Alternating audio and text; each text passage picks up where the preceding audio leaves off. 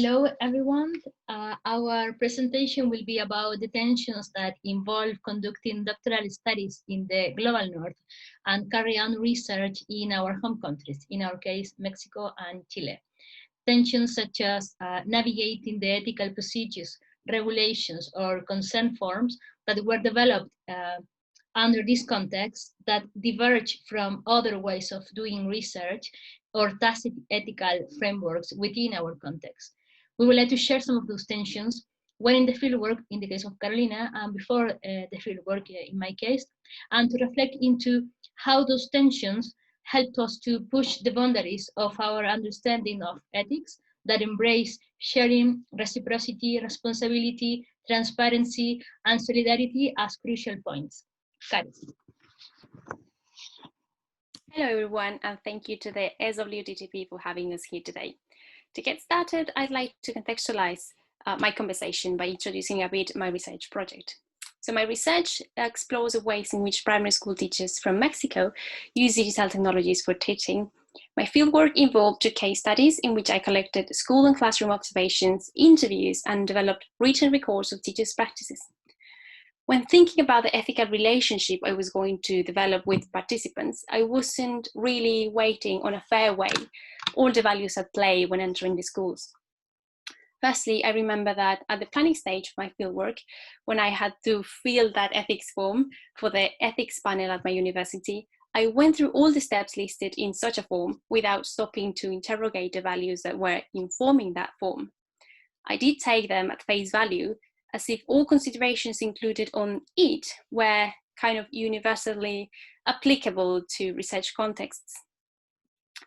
When arriving to the field, though, some tensions started to emerge between those universal kind values and what participants were actually thinking and expecting from our relationships. There were 2 remarkable situations that I'd like to highlight today. One of them emerged from the nature of our relationships.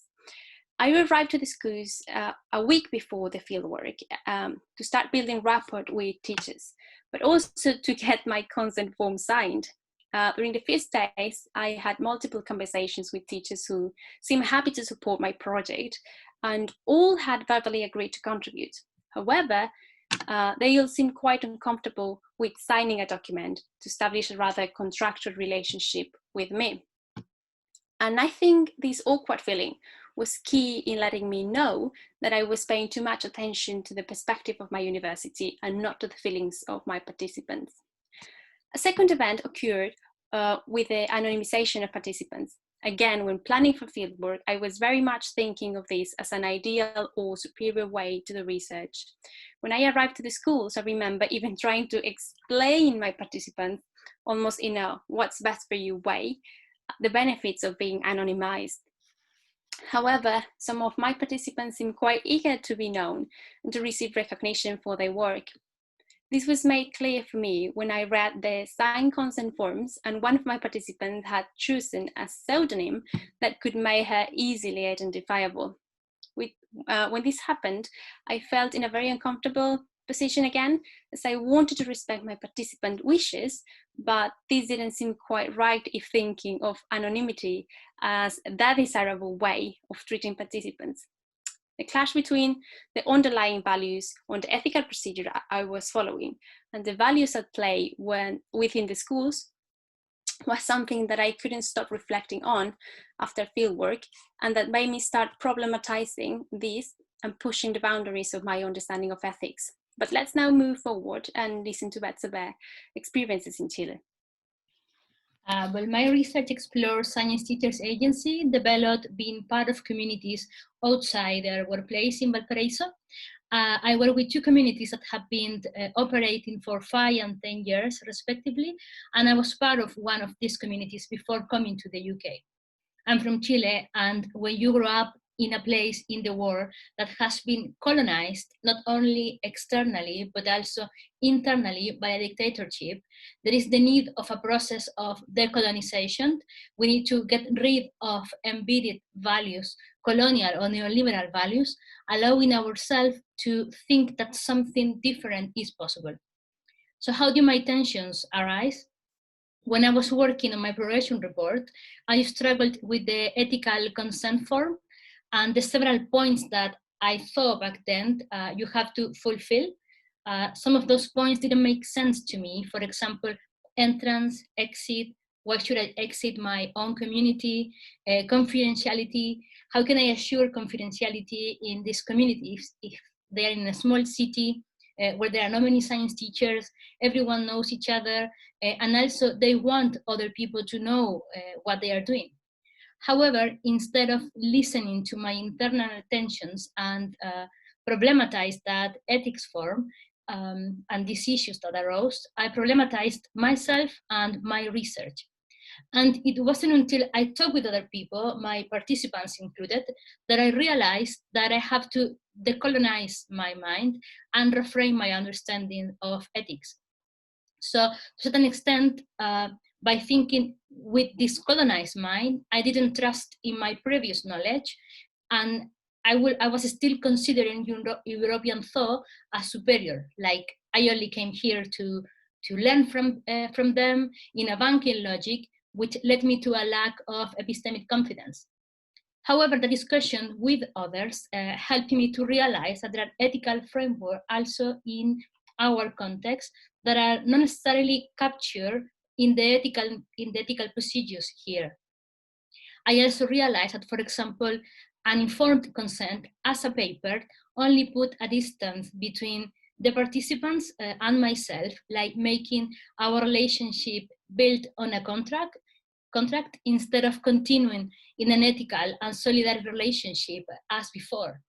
If they say yes to participating in my research with me, I had to trust in their willing and agencies for saying no if they don't want to continue instead of making them sign in a paper, for instance. Yeah, that doesn't make sense in my context. So I learned that I need to embrace and value the thinking with instead of thinking about, getting rid of that colonial and neoliberal extractivist logic mode of knowing. Because in this process of learning how to conduct research, I'm not only learning with the people here in this context, but mainly with the participants of my research. Plus, they also care about my process, and that's why they are participating as well. So as a conclusion, ethics cannot be imposed, should be collectively and situated created, which means, for example, revising our ethical forms should not only be with our supervisors and people within our departments, should also be discussed with our participants, since those are basic conditions and commitment for our relationship, and also to bring our words as valid and is in equal terms to this context. All this has to do with an ethics of care, embracing democratic dialogue, learning with the people who is part of this process of knowledge creation, acknowledging them, and reframing our ethical obligations in terms of caring and solidarity, and who and how we are with others.